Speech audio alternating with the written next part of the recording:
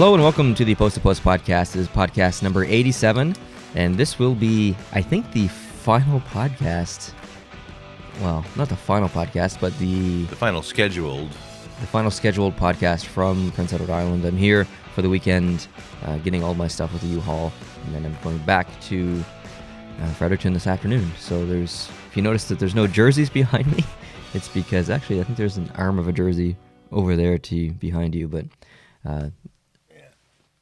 there is a Habs jersey. That's the only one that's left because that's yours, and you're everything going to else, leave that behind so I can retain ownership? Yeah. Well, that's awfully nice of you. Everything else has been packed away and is in the trailer, ready to go, so it's pretty bare here. I've left a couple jerseys here that we'll use and set up for the next time I come back, but there's just not enough time to set everything up. Mm-hmm. We spent most of yesterday packing up the U-Haul and stuff, but we did watch some hockey last night, so we can talk about that. And I'll talk a little bit more at the end of the podcast about the plans for the channel and stuff going forward. So, all right, you want to start at the game recaps? Let's do that. All right, so game number one yesterday was the Edmonton-Pittsburgh game. Edmonton won 2-1. Pittsburgh led in shots 35-14 at one point in this game. It was a pretty exciting overtime.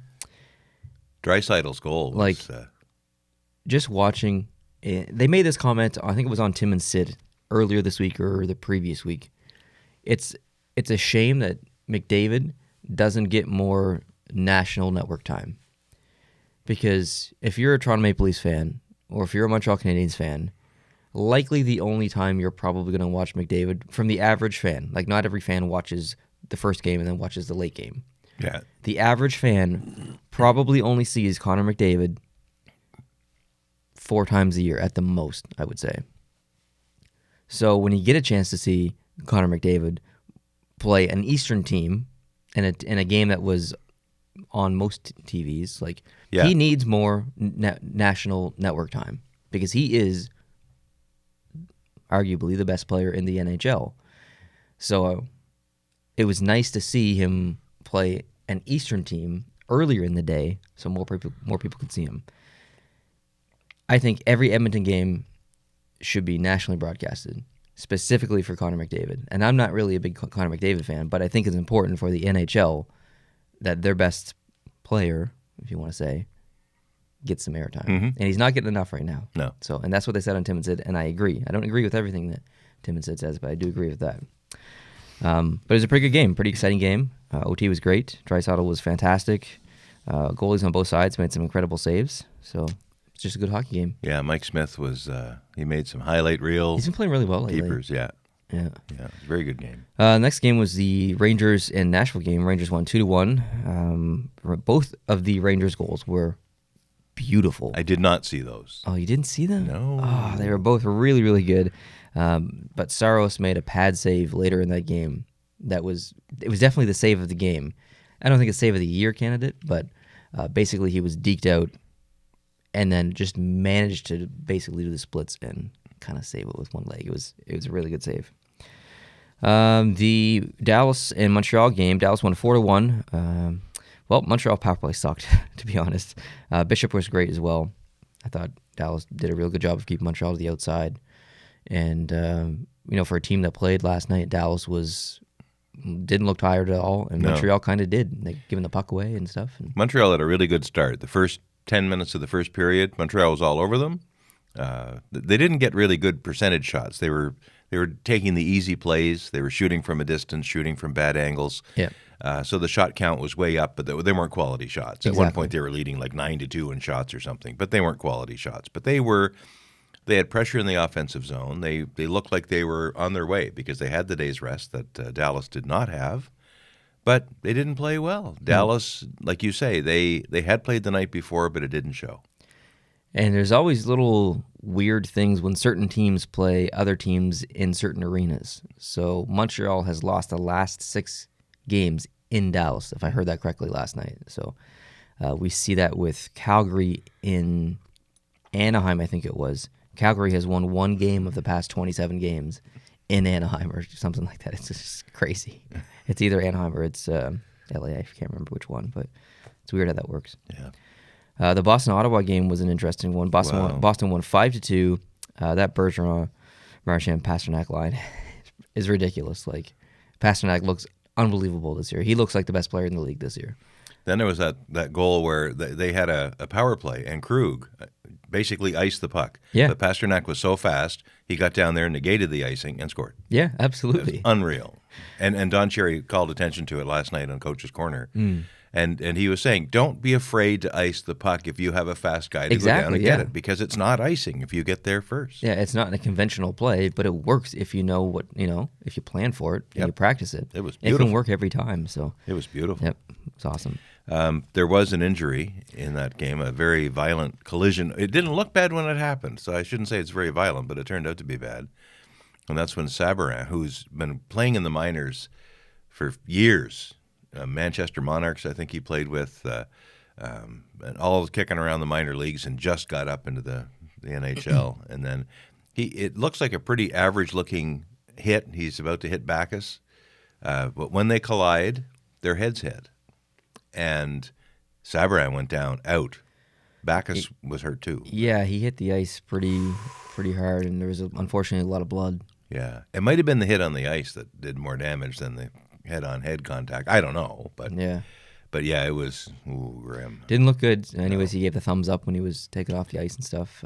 Everyone was concerned. Every single player from both benches was out on the ice. Yeah. It was a real show of respect and concern, really. But yeah, it's tough to see that. That doesn't happen too often in hockey, considering how violent the sport is. Mm-hmm. But just kind of like a freak hit a little bit, just their heads hit the wrong way or whatever. And Bacchus also left the game. Yeah, he did. He did. He stayed around for the carting off of Subban, but then he left as well. Yeah. They said upper body injury, but that could be anything from a shoulder to a nipple. Head, a concussion.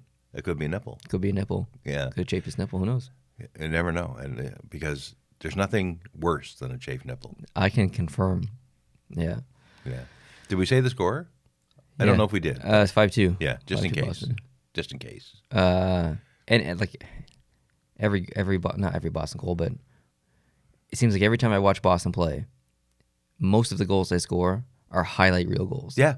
Just beautiful passing plays. They've played together for so long, especially that top line. Mm-hmm. It's like they know where each other is just without even looking. It just comes natural. So I don't like saying that about Boston, but they look pretty good. They look really good. Yeah. The Rangers-Buffalo game, or not the Rangers, the Islanders-Buffalo game was next. The Islanders won 1-0. A bit of a yawn game for the most part for the fans' perspective. 1-0. Honestly, if I'm going to go see a hockey game, I don't want to see a 1-0 game. No, especially when the goal that was scored was just a fluky behind the net. Yeah. Behind the net and hits the goalie and goes in behind, hits a skate. So it wasn't even really a goal that you'd want on a replay. Exactly. It was a junky goal. And it was early in the first. It was, yeah. So the rest of the game was scoreless. Yeah. But with that said, there were some crossbars and posts in this game. Quite a few, actually.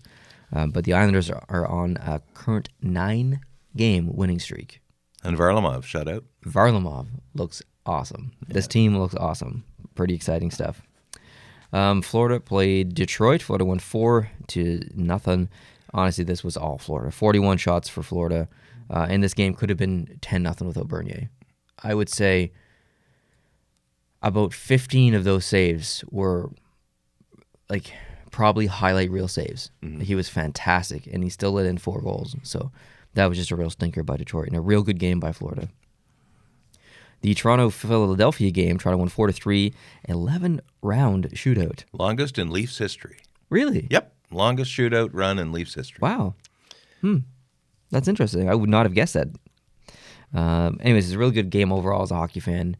These two teams have a bit of a rivalry going back to the mid-2000s and late 90s and playoff series, but I just want to say that those Philadelphia Flyers jerseys on the ice looked amazing. Yeah. Absolutely amazing. And that was an important win for Toronto, too, because Montreal was catching up to them and passed them at one point, so they're kind of neck and neck. So that was a big win for Toronto. Yeah, prior to the game last night, Montreal was actually in the 3rd position in the Eastern Conference. Right. Or in the Atlantic Division, rather, and that they weren't even a wild card. They were in based on that, and so that's all changed again. I don't know what they are. I didn't look this morning. It's too depressing. Montreal's just outside of a wild card position, I think. Yeah.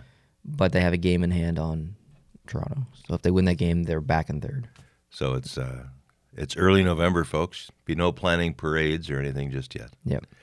But I think it's Boston, Buffalo, Florida, and then wild card Pittsburgh, Toronto, and then Montreal. Right. And I think if Montreal wins, they jump Toronto, and then they have a tiebreaker with Florida or something like that. Yeah, cool.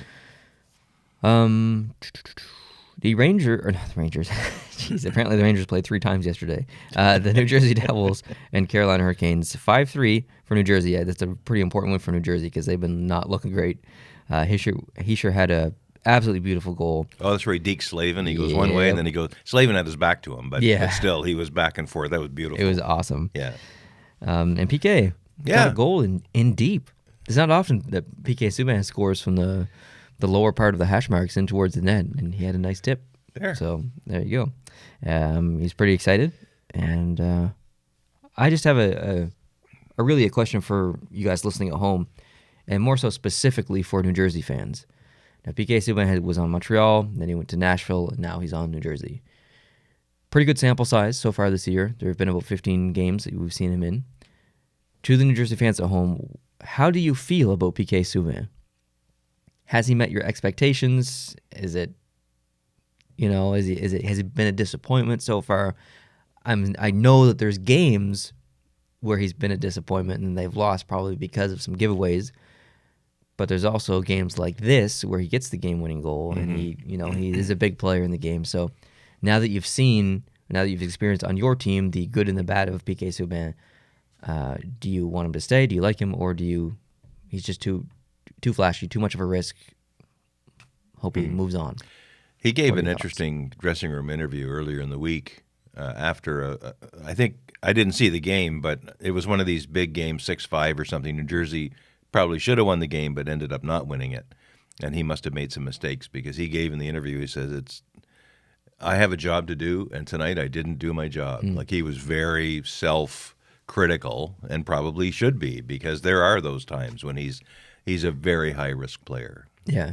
And this must have been one of those nights. I just saw that little clip of the interview. I don't even remember who they were playing or what the circumstances of the game were, but I always have liked the guy, no matter where he's played, especially, though, in Montreal. I saw his first home game as a Montreal Canadian. In person. I was in the Bell Center.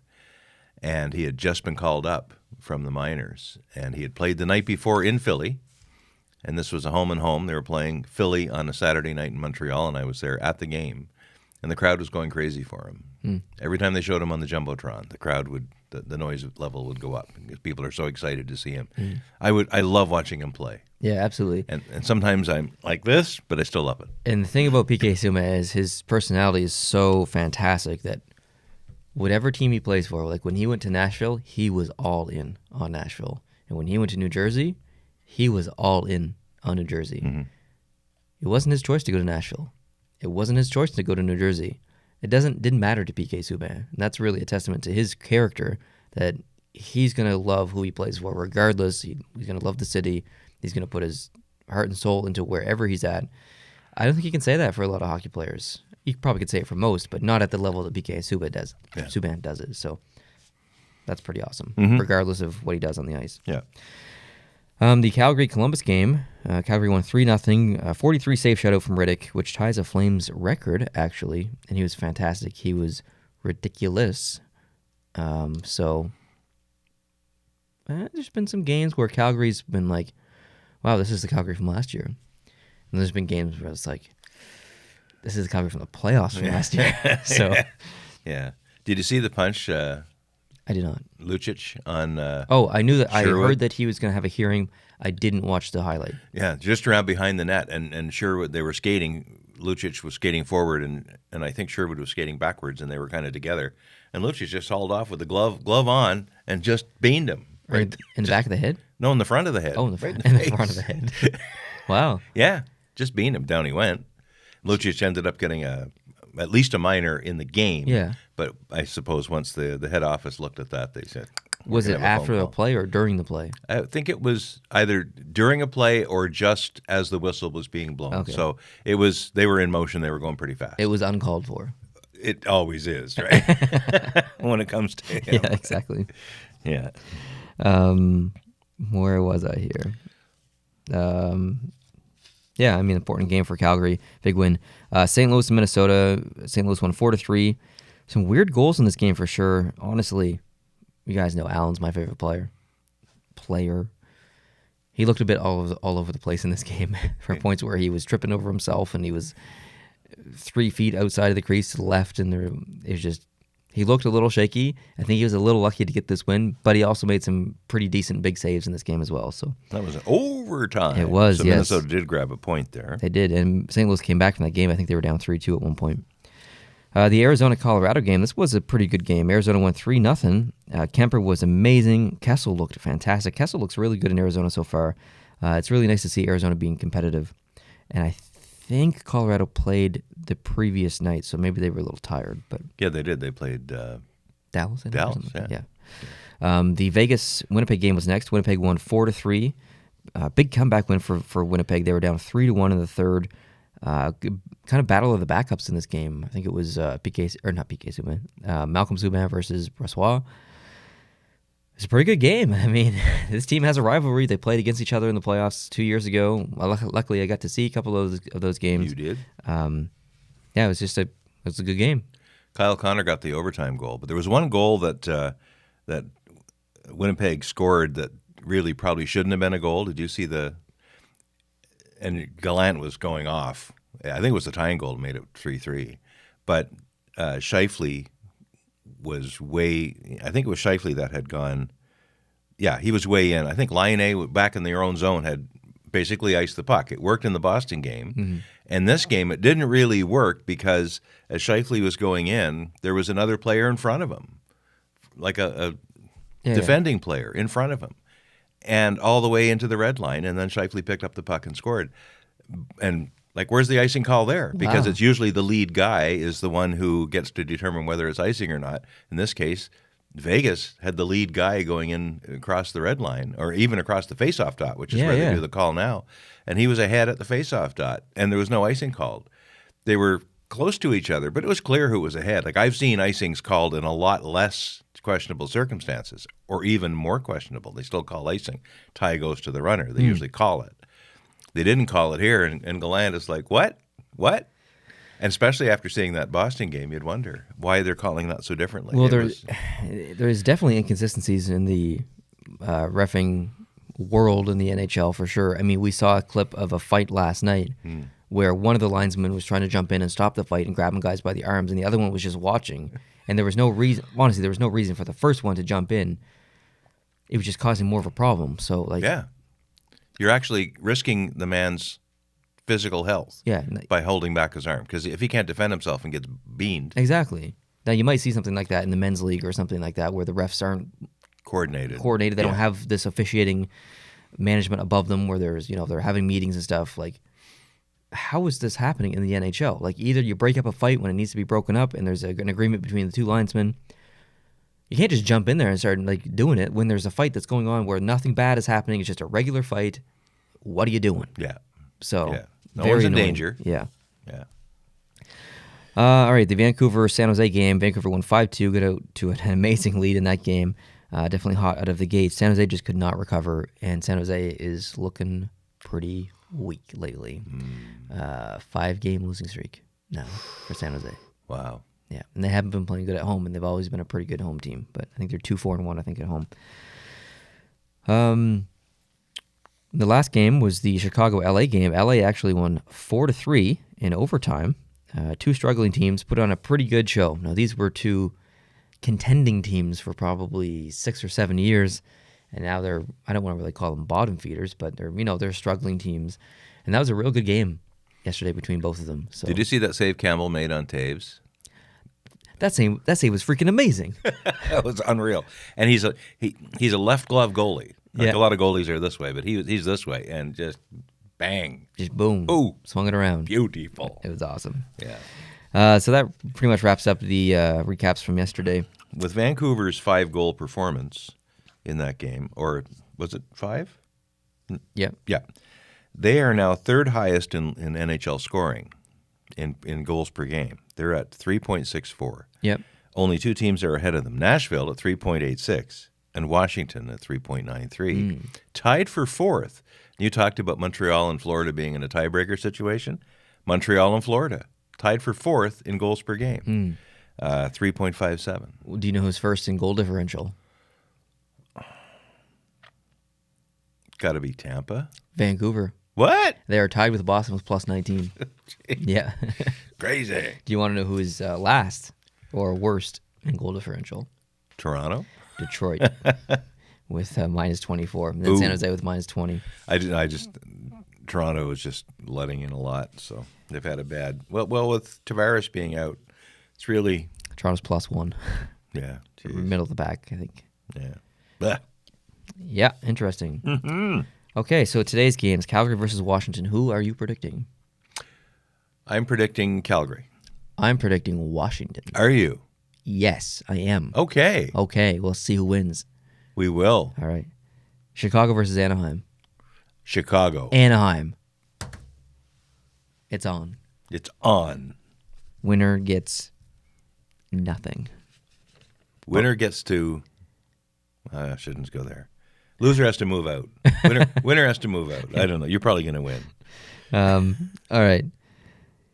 Just a few headlines here I just want to go through. Now, they talked about the Dustin Byfuglien situation last night on the broadcast and CBC or Sportsnet, whatever it was.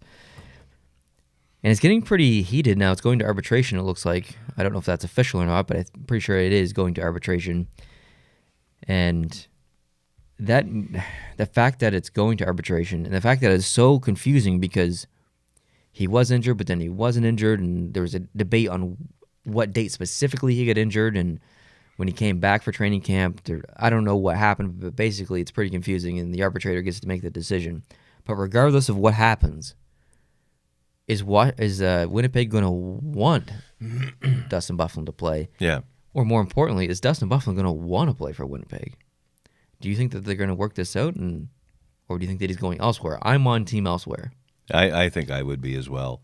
Once you poison the water with these not even negotiations, these confrontations, it makes it really, really hard, especially if the Winnipeg front office, if whoever it is driving the bus in the Winnipeg front office is still going to be there after this gets all settled. It's pretty hard. Yeah. Pretty hard. It's tough, and I don't know where he's going to go. I don't know when he's going to go there, but the sooner this gets settled, the better for both parties. Yeah. So hopefully something works out. Yeah. I don't know if Jason would understand this way better than I would, but about how the whole finances thing works and injured reserve and the timing of the injury, I think is important, at least in part because is it a hockey injury or some other kind of injury? Right. Because you're only really compensable for the injuries you suffer as part of the game. If you were out on your four-wheeler and you flip it and you break a wing or something, that's not a hockey injury. So I think the debate was, did it happen prior to the playoffs or during the playoffs? And when did he report it and yada, yada, yada. Now, he had surgery on the ankle. Yeah. So it's not like he wasn't injured. Like, making it up, he obviously was injured. It's just a matter of when. But then they found this broken bone in his foot that they didn't know about. And it's like, where did that come from? Yeah, exactly. Where did that come from? Yeah. Anyways, we also got some news that Seattle's going to announce their team name prior to the All-Star break, which is pretty awesome. That's 3 months away? At least. Two at least. Yeah, more like 3. Yeah, February. Yeah. Now, they filed trademarks on a couple of teams here. And I don't know if we went through this or not. I think we talked about the rumored names, but these are the names that they've actually legally trademarked. Okay. So the chances are very good that it's going to be one of these names. Now, I'll go through them one at a time. All right. And you can tell me how you feel about each team name. Okay. The Seattle Cougars. Not crazy about it, but not bad. Not crazy about the name. There was a lot of cat stuff, but it would be a cool logo, I think. Yeah. The Seattle Eagles. Yeah? Yeah? Yeah. All right. I'm not a fan of that just because of the Philadelphia Eagles. Like, we have another professional sports team named the Eagles, so let's get something totally new. Yeah. The Seattle Emeralds. No. I agree. No. Just You're going to name your team after a rock? Seriously? That's a pretty rock, but it's a rock. Yeah, I agree. Yeah. The Seattle Firebirds. Oh, I like that. I do too. Because of the totem idea. You could have a super logo. Yeah, the logo would be fantastic. Oh my and the goodness. colors would be awesome. The coastal Aboriginal logo on the front. Like if that's what they went for, that would be amazing. Yeah. So I'd be down with that one. All right. Seattle Kraken. Absolutely not. No, ever not. Absolutely. Heck yeah. No. It's a mythical sea beast. No. What is the big mountain that's close to Seattle?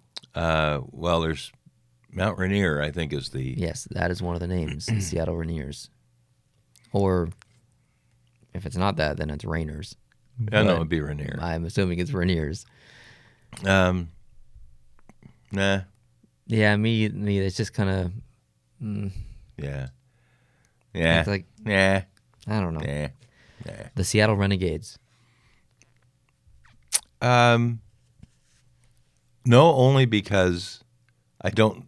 Renegades is just a name unless it's attached to real renegades. Yeah, I agree. Like the Columbus Blue Jackets, that makes sense. Yeah. There's a history there.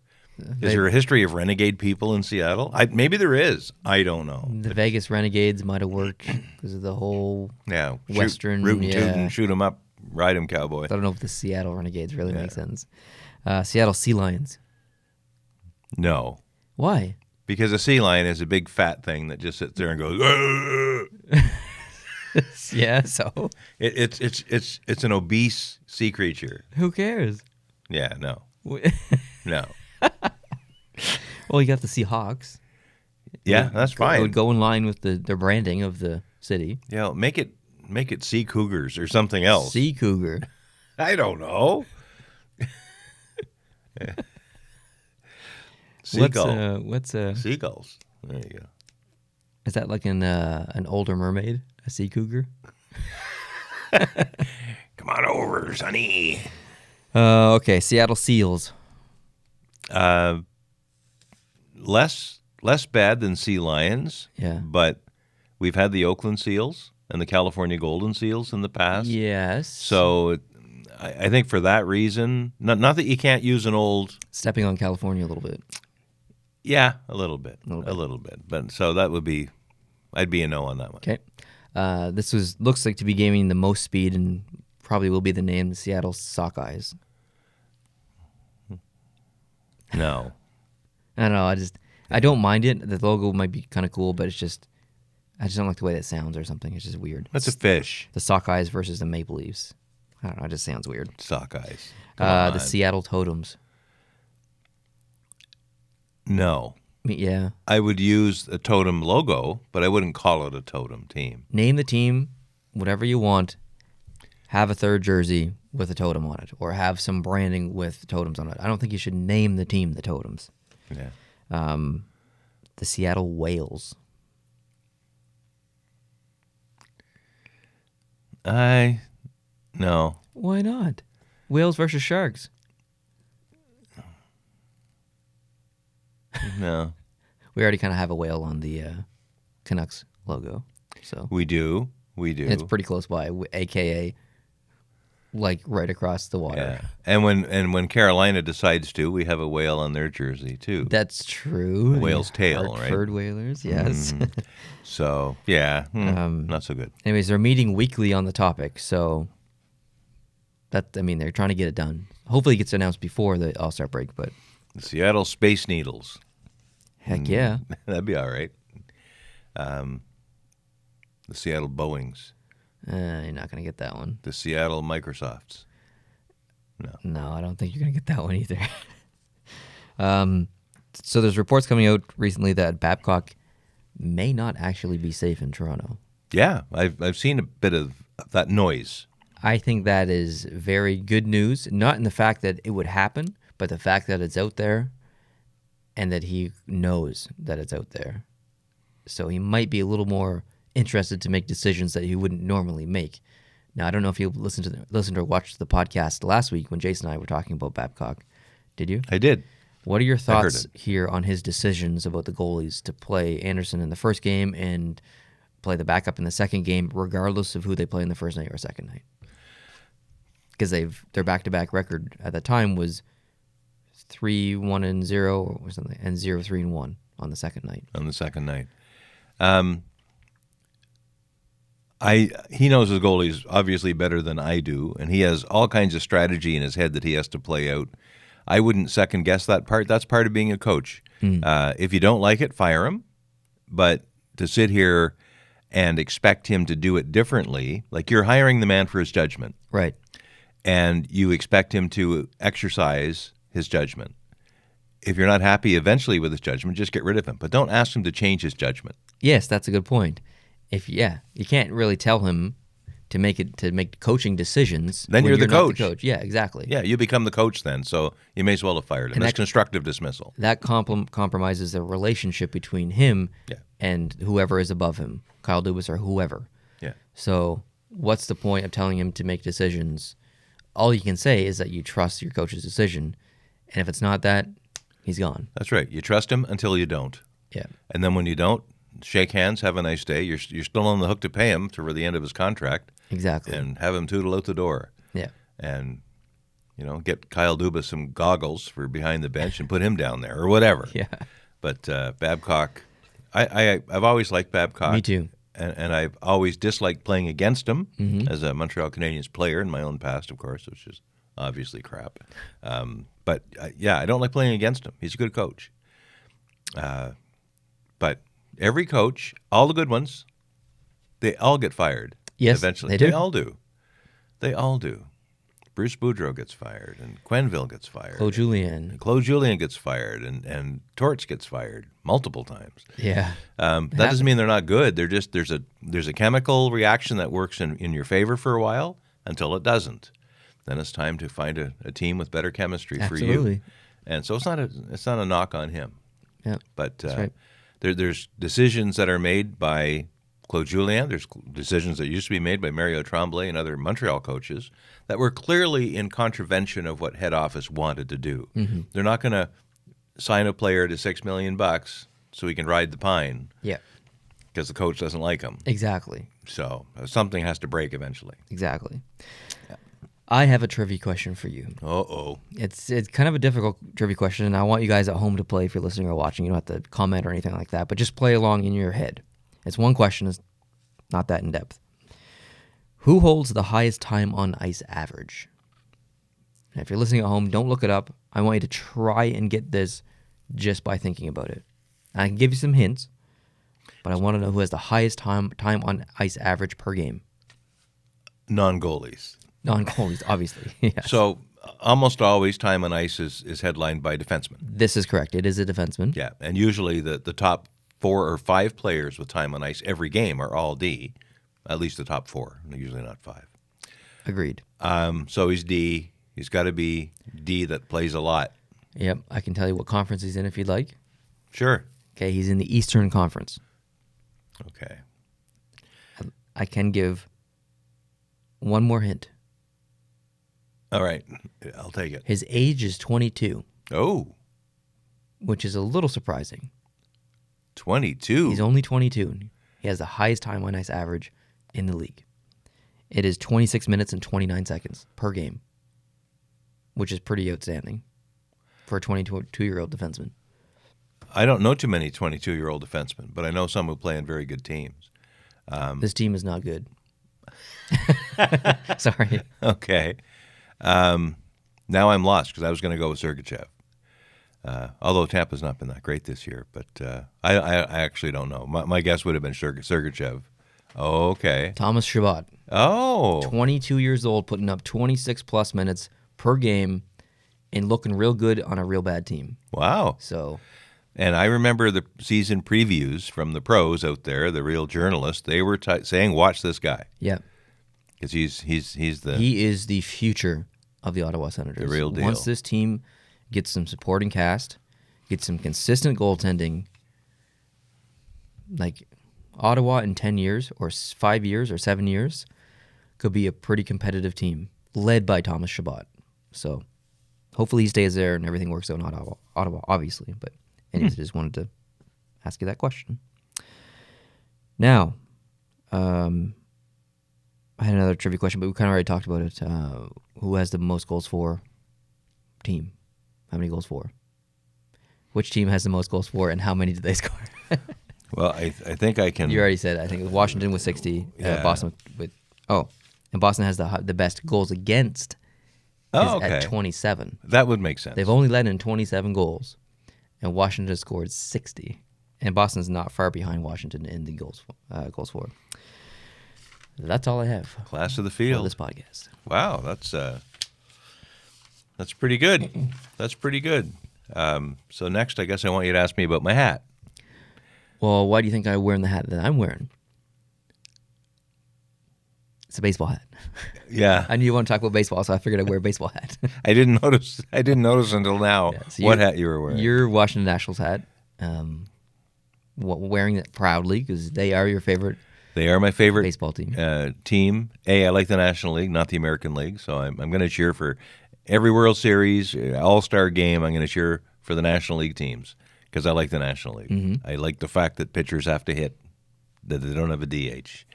That's one of many reasons. The Washington Nationals used to be the Montreal Expos, and back in their inaugural year, 50 years ago, in 1969, I went to some of their games as a child. Mm-hmm.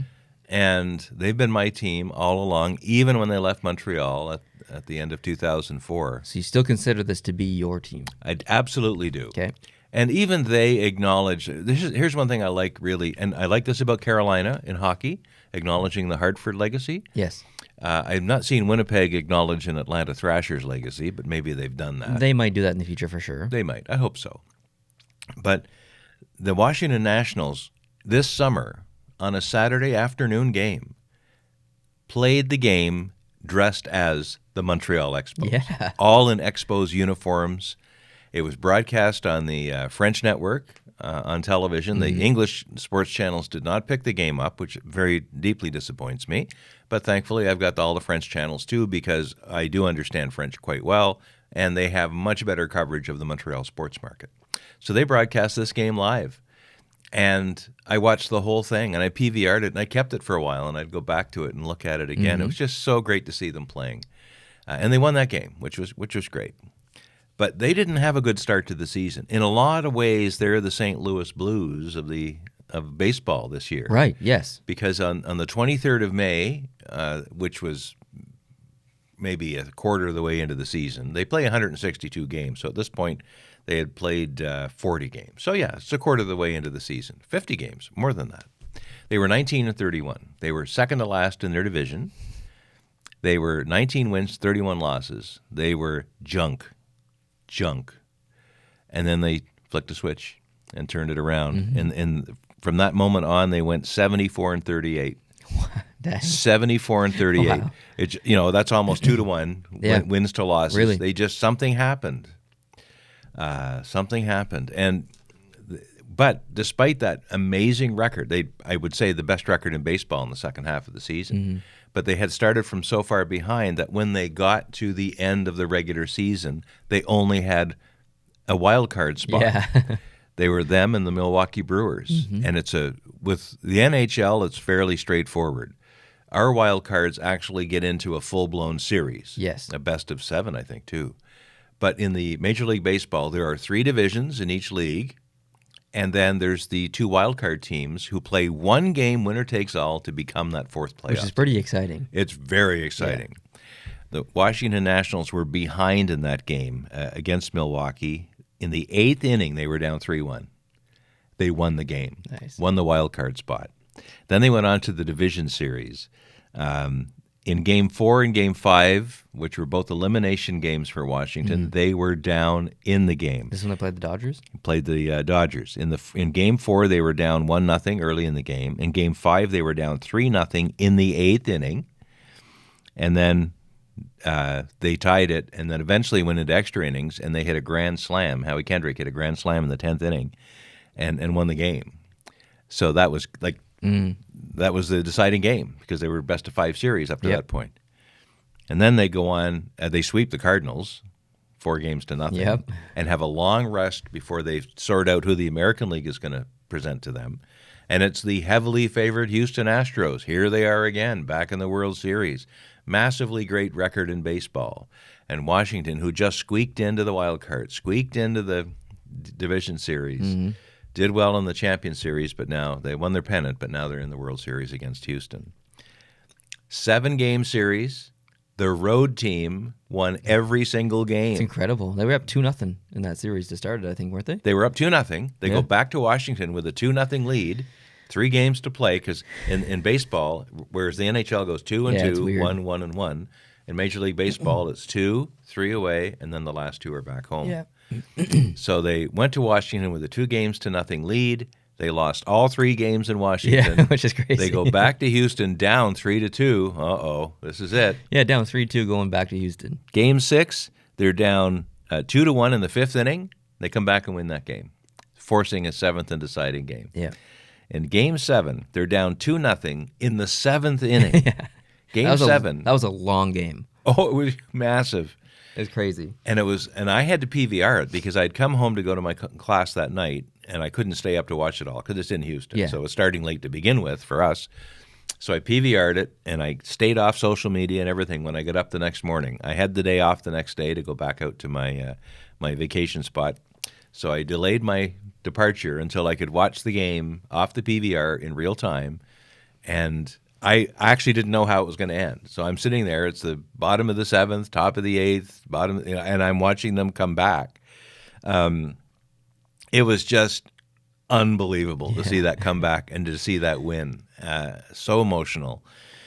And there's a great connection with the Montreal Expos here. It's not just the former Expos team, but Ryan Zimmerman, who's the longest-serving member of the Washington Nationals, he was actually the Montreal Expos pick in 2005 because you pick, like in hockey, you pick based on how you finished. The Expos finished terribly in 2004, and in 2005, the Nationals inherited that pick because they were still the same organization, and they drafted 4th that year, and they drafted Ryan Zimmerman. And he started playing for them in September of 2005, which is rare. In the NHL, when you got a Heischer, you got a McDavid, you got a Crosby, they may not spend a whole lot of time in the minors, maybe none at all. You might just, like Saku Koivu, just pop him right in the major leagues. With baseball, there's a lot more development. There's a lot more slowness to it. And it's rare that someone gets drafted and then actually plays that same season. But in this case, Zimmerman did. And he's played with them ever since. He's never played for any other team. Which is impressive. Very impressive. And he contributed. He's not just a guy in the bench. He got a home run, a home run in one of the games. He would go in substitution. He's not one of the regular 9 rotation or one of the regular 8 fielders, but he played a lot for an old guy. And in baseball, 35 is an old guy. And however old he actually is, he's about that age, maybe a little bit less. Dave Martinez, the manager of the Nationals, was a Montreal Expo. From 1988 to 1991. He played for the Montreal Expos, and now he's managing the Nationals. So it was just something to see. I've been waiting for this for years and years and years. I want this team to succeed. If Montreal ever gets another team, if the Tampa Bay Rays move to Montreal, let's say, I will probably by birthright have to cheer for them. But I'll always have a soft spot in my heart for the Nationals. And until there is another team in Montreal, which may never happen, the Nationals are my team. Boom. So, boom. There you go. It was awesome. They had their parade Saturday in Washington. Yep. And I watched a lot of that, and it was well done. I was looking for Expos hats in the crowd. I didn't see any in the parade route, but often at games, you will see Expos regalia among the fans in the crowd, whether it's absolutely. Montrealers going down or just Washington Nationals fans paying tribute. Yeah. And the franchise retired numbers of players early on, Tim Raines, Gary Carter, and you'll see the Expos logos up in Nationals Park. Nice. So I love that they've kept that connection and they haven't forgotten their own roots. And I bet there's been a lot of parties and stuff in Montreal itself. Oh, yeah. At bars and pubs and people's houses, and there'll be more as well. So had to be pretty cool. But one thing I'll just finish with, because this is a hockey podcast, and I'm just it's whatever podcast we want it to be. The lineup is great. Hopefully most of them will be back next year, but one guy who may not be back next year is Max Scherzer. He has in his contract 4 years left to go, but he has an opt-out clause. And reportedly yesterday it was announced that he decided to activate his opt-out clause. Now there's no salary cap in baseball. And they get played pretty heftily in baseball. Yeah. So right now, if he stays in Washington under his current contract in the next 4 years, he stands to make $100 million. Jeez. He's making $25 million a year, Okay. and he said, "I think there might be a better offer out there. I'm going to activate my option to opt out." So I'm going to sit back and see if I. So he's almost in a free agent situation. now. Wow. And it's an opt out. I don't know if that means he's not going to play for Washington for sure, or whether he just has to wait for a better offer and then decide what to do. But obviously, he's not going to take an offer less than $25 million. Yeah, exactly. Because that's what he's going to get if he stays. $25 million a year. Walking away from it. Walking away, potentially. not walking away from it, but like putting that at risk. Yeah. Huh. Because Interesting. the next contract might be $30 million, but only for 2 years or something. Yeah, So that's right. you're walking away from $40 million. Yeah. That's just nuts. So I don't like the salary cap in the NHL for reasons I've already talked about many times. I think this is extreme in the other sense. I agree. Yeah, there's definitely pros and Wow. cons on both sides. I don't know. It's tough. It's how would an NHL player get out of a contract that they didn't want to be in? Exactly. Yeah, Exactly. You can ask for You can ask for a trade. You can maybe renegotiate ahead of time. you can refuse to play, and then they still own they still own your rights or something like that. You can't play in any other league for a year after that, I think. Then after the year, you can still play in other leagues around the world, I think. I don't know. But how they it still works. own your rights, or I don't know. It is complicated for sure. But Mm-hmm. anyway, Yeah, it's if you walk away from the team that you're signed to, you certainly can't come back anytime soon because they do own your rights for a while. exactly. But that's why RFAs can go play wherever they want in Europe because they aren't signed. Like, I mean, an RFA that's done their contract, the team owns their rights. They haven't come to an agreement on a contract like with Nylander the other Yeah. year. They can go play because he's not under contract, so he can play wherever he wants. But Toronto Maple Leafs still own his rights. He can't sign with any other NHL team. But if a player quits to play for a team, he can't go play for another league because he's on contract with an NHL team. Does that make sense? To a point. Well, look at the Aho situation. He signed with Montreal in the off season, but then Carolina matched. Yes. So that's how they reassert their rights on the players to match Right. the offer from within the league. But yeah, the rest of it is. Yep. Yeah. Yeah, that's all I have to say for this podcast, really. But you were going to talk about the future. Right. So basically, I have an apartment. I moved in technically Friday, but most of my stuff I'm moving in tonight. So this podcast will definitely be delayed. It won't be released until later tonight, unfortunately, because I need to set up my computer and then I need to edit it and all that stuff. But anyways, there's going to be 2 sets. There's going to be a set at my apartment where I do some filming solo, and the odd time I'll have a guest. And then the podcast will have its own setup at Jason's place in his basement. Now right now his basement's unfinished. But we're gonna put up some drywall, and we're going to paint it and everything. And we're gonna create a background that's gonna look a little bit similar to this. It's not gonna be with black curtains. It's actually gonna be a white wall with some shelves and a wardrobe that you can hang jerseys in and stuff. We're gonna build our own desk, our own podcast desk. We are going to rebrand the second channel. I'll save the details on that for maybe a conversation with Jason in a podcast, so I can give you guys some insights. But the second channel will be renamed, not crazy renamed, but it'll still be post to post. It'll just be post to post something, and we'll do some different style videos on there. But there's going to be a lot more content on the second channel. So if you're not subscribed to that, head on over and subscribe to more Post to Post. I think it's linked in the description. And so that's the plan right now. So by, I would say, January, both sets will be pretty much completed. My set at my place will be completed this week for the most part. I have one upgrade to get, hopefully on Black Friday. We'll see if it goes on sale. the set at Jason's for the podcasts, which will still come out every Sunday, will be a little low budget for now, as far as background, but it's coming. We're going to work hard on it over the next month. So, yeah, just appreciate all you guys' patience. I didn't release any videos this week, unfortunately, moving, job, whatever.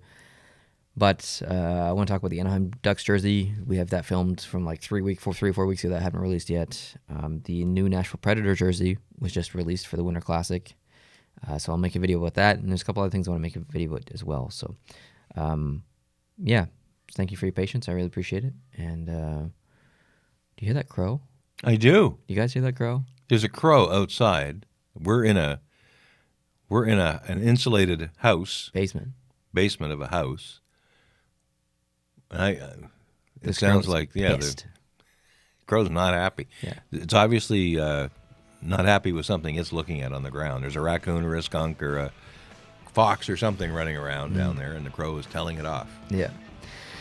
All right. Thanks for listening and watching, guys. I really appreciate it. If you can subscribe to our YouTube channel if you're not, that would be awesome. Leave us a review on iTunes, Google Play, Music, whatever. However you listen to the podcast, really appreciate that. We'll come at you with some more videos this week, and then the podcast with Jason this coming Sunday. So thanks for listening and watching, and we'll see you then. Adios.